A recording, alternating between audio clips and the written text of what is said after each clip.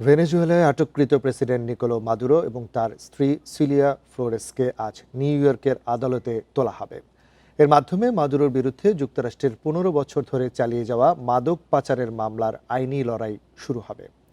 এর আগে ব্রুকলিনের কারাগারে এই মামলায় ভেনেজুয়েলার প্রেসিডেন্ট নিকোলো মাদুরোকে জিজ্ঞাসাবাদ করা হয়। এদিকে মার্কিন অভিযানে মাদুরো আটক হওয়ার সময় তার নিরাপত্তা দলের সদস্যদের একটি বড় অংশ নিহত হয়েছে বলে জানিয়েছেন ভেনেজুয়েলার প্রতিরক্ষামন্ত্রী।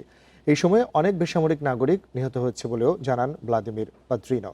তবে হতাহতের নির্দিষ্ট সংখ্যা উল্লেখ করেননি তিনি।